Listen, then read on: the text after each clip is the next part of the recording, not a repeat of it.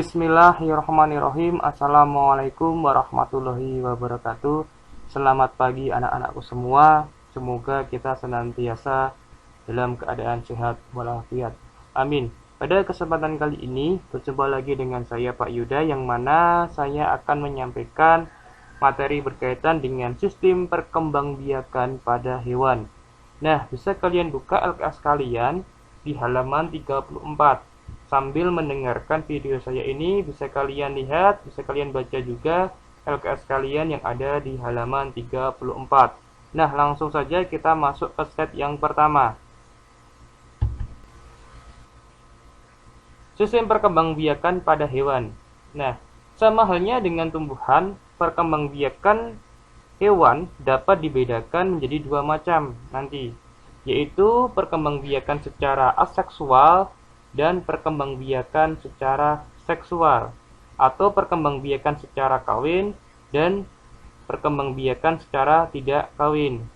Nah, perkembangbiakan secara seksual atau secara kawin ini dilakukan oleh hewan dengan meleburkan sel kelamin jantan atau sperma dengan sel telur pada tubuh betina atau ovum. Nah, sedangkan kalau perkembangbiakan secara aseksual atau tidak kawin ini tanpa meleburnya sel kelamin jantan dan sel telur pada betina, ya, sehingga nanti dia dapat menjadikan anak atau menghasilkan individu baru tanpa mengalami namanya pembuahan atau fertilisasi. Nah, biasanya pada perkembangbiakan secara aseksual atau tidak kawin ini dilakukan oleh hewan tingkat rendah. Nah, adapun materi yang saya sampaikan pada kesempatan kali ini, yaitu yang pertama nanti kita akan mempelajari tentang perkembangbiakan atau macam-macam perkembangbiakan aseksual pada hewan, kemudian perkembangbiakan seksual pada hewan, kemudian siklus hidup hewan, dan yang terakhir adalah teknologi reproduksi hewan. Langsung saja kita masuk ke materi yang pertama, yaitu tentang perkembangbiakan aseksual pada hewan. Perkembangbiakan aseksual pada hewan, yang mana tadi sudah saya terangkan bahwa perkembangbiakan aseksual itu sering disebut dengan perkembangbiakan secara tidak kawin, yaitu tanpa ditandai dengan peleburan sel kelamin jantan dan sel telur pada betina. Nah, adapun macam-macam perkembangbiakan aseksual pada hewan biasanya terjadi pada hewan tingkat rendah. Hal ini dikarenakan karena hewan tersebut memiliki struktur tubuh yang tidak sempurna dibandingkan hewan tingkat tinggi yang memiliki struktur tubuh yang sempurna. Nah, adapun contohnya yaitu pertunasan. Nah, pertunasan ini adalah cara perkembangbiakan pada hewan, ya, yang mana ditandai dengan munculnya tunas berupa tonjolan pada tubuh induknya. Contohnya pada hidra dan obelia. Nah, itu adalah contoh dari hidra. Hidra itu seperti itu, sehingga dia akan menghasilkan individu baru dengan munculnya tunas pada tubuhnya, sehingga nanti tunasnya itu nanti akan terpisah dengan induknya, akan menjadi individu baru. Nah, kemudian yang kedua yaitu fragmentasi, ya. Fragmentasi merupakan perkembangbiakan aseksual dengan menggunakan fragmen atau potongan tubuhnya. Jadi fragmentasi ini dilakukan oleh sekelompok hewan tingkat rendah dengan memotong bagian-bagian tubuh tertentu untuk menghasilkan individu baru. Nah, contohnya pada planaria. Nah, planaria ini merupakan salah satu contoh hewan yang melakukan namanya proses perkembangbiakan secara aseksual dengan cara fragmentasi atau pematahan maupun pemotongan tubuh induk menjadi dua bagian atau lebih. Nah, bisa kalian perhatikan contohnya itu adalah planaria, yang mana dia melakukan namanya proses pemotongan atau pematahan bagian tubuhnya menjadi beberapa bagian, bisa 2, 3, atau 4 ataupun lebih. Nah, itu nanti bagian-bagian atau potongan-potongan pada tubuh induknya tadi akan membentuk individu baru. Ya. Nah, ini adalah cara dengan fragmentasi. Kemudian yang ketiga, dengan parthenogenesis. Nah, parthenogenesis ini merupakan peristiwa perkembangan sel kelamin betina menjadi individu baru tanpa melalui namanya pembuahan. Nah, adapun parthenogenesis ini terjadi pada lebah dan kecoa. Ya. Nah, jadi parthenogenesis ini merupakan bentuk reproduksi aseksual di mana betina ini memproduksi sel telur yang berkembang tanpa melalui namanya proses fertilisasi atau pembuahan. Nah, parthenogenesis ini dapat kita lihat ya pada lebah madu, kemudian ada kutu daun, kutu air, dan beberapa invertebrata yang lainnya. Nah, pada contoh yang ada di gambar ini pada lebah ya. Nah, misalnya lebah ya. Ini pada lebah, ovum atau sel telur yang dibuai akan tumbuh dan berkembang menjadi lebah betina. Nah, sedangkan yang tidak dibuai akan tumbuh menjadi lebah jantan. Nah, lebah betina yang bersifat steril dan memiliki tugas sebagai pekerja dalam koloni lebah. Di lebah betina itu bersifat steril, jadi tidak bisa istilahnya bertelur karena steril ya. Kemudian lebah jantan bersifat fertil ya, bisa menghasilkan sel kelamin. Nah, lebah jantan mampu menghasilkan sel kelamin yang digunakan untuk membuahi sel telur yang dihasilkan oleh lebah ratu. Nah, lebah ratu adalah lebah yang menghasilkan telur-telur yang menjadi lebah betina dan lebah jantan. Nah, ini adalah proses perkembangbiakan cara parthenogenesis pada lebah. Nah, lanjut ke slide yang selanjutnya. Perkembangbiakan seksual pada hewan yang kedua.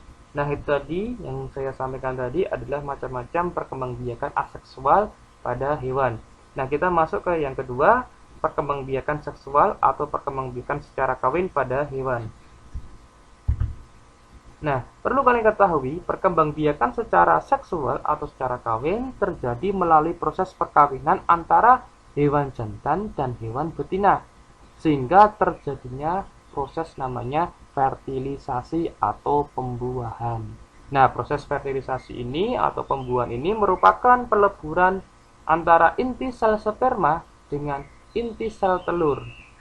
Nah, fertilisasi antara sel sperma dengan ovum akan menghasilkan namanya zigot. Jadi peleburan antara inti sel sperma dengan ovum itu nanti akan menghasilkan zigot yang akan berkembang menjadi namanya embrio, kemudian berkembang lagi menjadi individu baru. Nah, proses fertilisasi atau pembuahan pada vertebrata atau hewan bertulang belakang yang memiliki tulang belakang. Jadi nanti ada makhluk hidup atau hewan vertebrate dan avertebrata. Nah, kalau vertebrata atau vertebrate itu adalah hewan bertulang belakang. Nah, dapat terjadi secara internal dan eksternal. Jadi proses fertilisasi itu dapat terjadi di dalam tubuh hewan tersebut. Nah, disebut dengan proses perkembangbiakan secara internal. Kemudian bisa juga di luar tubuh secara eksternal. Nah, contohnya apa, Pak? Contohnya hewan yang mengalami namanya proses pembuahan secara eksternal terjadi di luar tubuh induknya, yaitu pada ikan, kemudian katak. Nah, itu terjadi proses perkembangbiakan atau pembuahan atau fertilisasi di luar tubuh induknya. Nah, ini adalah cara perkembangbiakan seksual pada hewan vertebrate. Kemudian, nah, berdasarkan cara perkembangan dan kelahiran embrionya, hewan yang berkembang biak secara seksual atau secara kawin dapat dibagi menjadi 3 jenis, yaitu secara ovipar, vivipar, dan ovovivipar. Nah, bisa kalian lihat, ovipar yaitu perkembangbiakan hewan dengan cara bertelur. Contohnya apa? Ya, bisa kalian berikan contoh, ayam, ya, burung, ya, dan masih banyak lagi. Kemudian vivipar, berkembangbiakan hewan dengan cara melahirkan. Contohnya apa? Ya, sebangsa atau kelompok hewan menyusui atau mamalia. Nah, itu melahirkan sapi, kerbau, ya, kambing. Nah, kemudian ovovivipar. Nah, perkembangbiakan hewan dengan cara bertelur dan melahirkan. Jadi embrio hewan ini berkembang di dalam telur yang masih berada di dalam tubuh induknya. Setelah cukup umur, embrio akan menetas dan keluar dari tubuh induknya. Nah, bisa kalian berikan contoh apa saja hewan yang mengalami namanya proses ovovivipar. Ya, biasanya sebagian jenis ular, ya, kemudian kadal, ya, atau reptil, ya. Nah, ini biasanya mengalami namanya proses perkembangan dan kelahiran secara ovovivipar, bertelur dan beranak. Nah, itu adalah cara hewan berkembang biak dengan cara kawin. Ya, lanjut ke slide yang selanjutnya. Nomor 3 yaitu siklus hidup hewan. Ya. Siklus hidup hewan, ya, perlu kalian ketahui bahwa hewan itu juga mengalami namanya siklus hidup, seperti halnya dengan manusia dan tumbuhan. Nah, perubahan bentuk tubuh tiap tahap pertumbuhan dan perkembangan biasanya dikenal dengan istilah metamorfosis. Nah, siklus hidup hewan adalah rangkaian atau serangkaian proses tahapan hidup yang dilalui oleh hewan, mulai dari bertelur sampai nanti menjadi dewasa, ya, sampai menghasilkan namanya sel kelamin yang siap dibuahi. Nah, adapun macam-macam siklus hewan itu nanti dapat kita bagi menjadi 2, ya, yaitu tentang siklus metamorfosis. Akan tetapi kita lihat dulu ini tentang siklus hidup adalah proses pergiliran makhluk hidup dari terbentuknya zigot, tumbuh, dan mampu membentuk zigot kembali. Pada beberapa jenis makhluk hidup, selama hidupnya terjadi namanya perkembangbiakan secara seksual dan aseksual, misalnya pada hewan Aurelia sp atau ubur-ubur. Nah, langsung saja kita masuk ke materi tentang metamorfosis.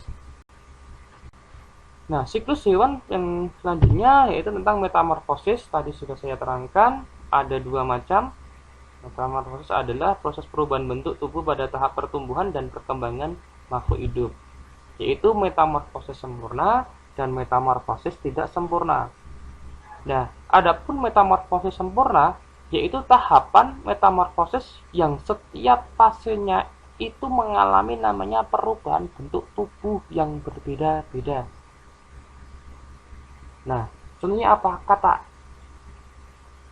Ya, jadi inti dari metamorfosis sempurna ini bahwa perkembangan atau bentuk tubuh yang dialami itu antara waktu kecil dari menetas sampai dewasa itu memiliki bentuk tubuh yang sangat-sangat mencolok perbedaannya.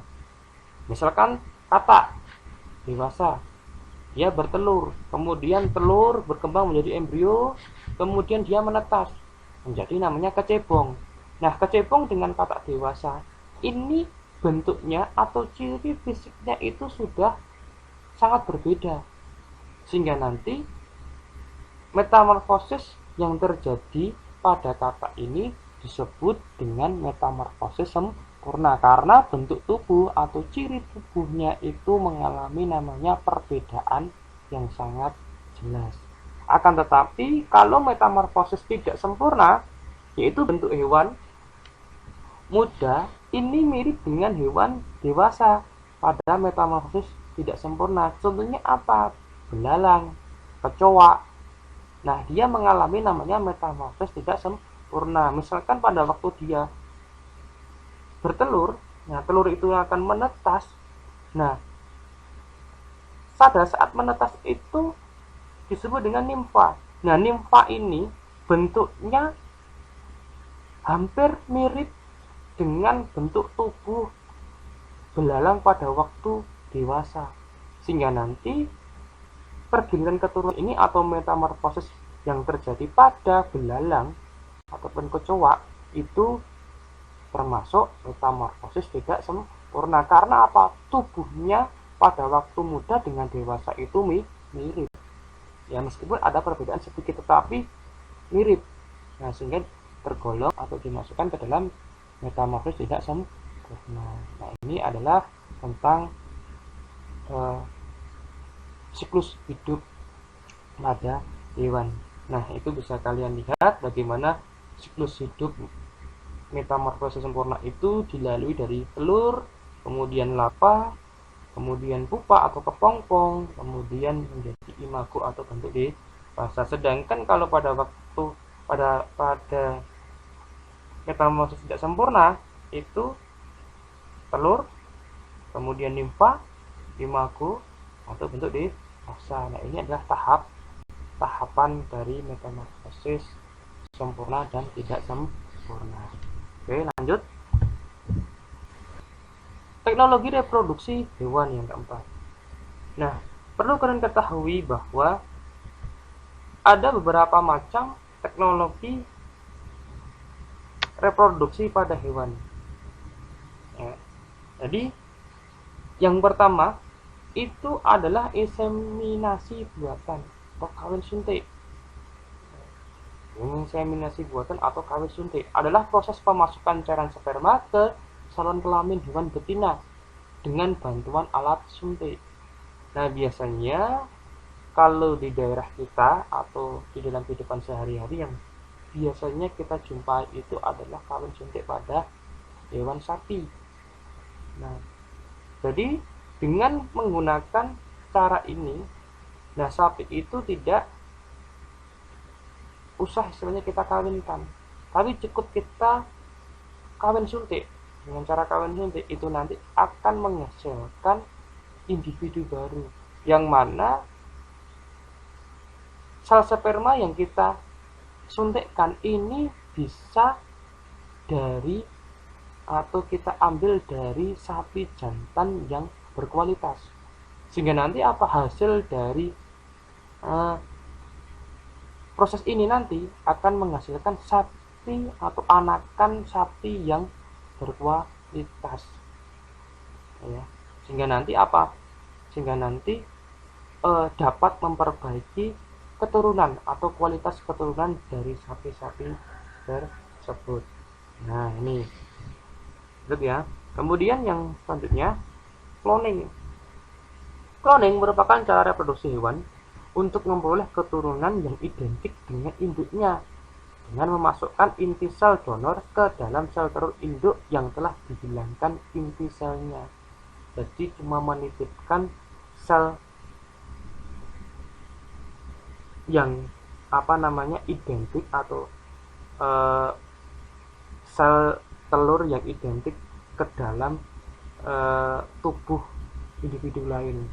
Tetapi nanti jika keluar akan sama dengan induknya yang diambil inti selnya.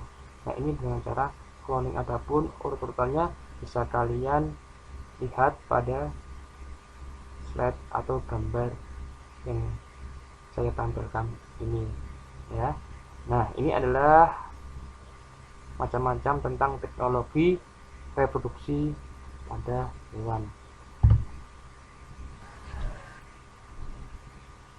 Mungkin itu saja yang bisa saya sampaikan. Apabila ada pertanyaan silahkan bertanya melalui FB saya. Apabila ada salah kata, saya maaf. Sekian. Assalamualaikum warahmatullahi wabarakatuh.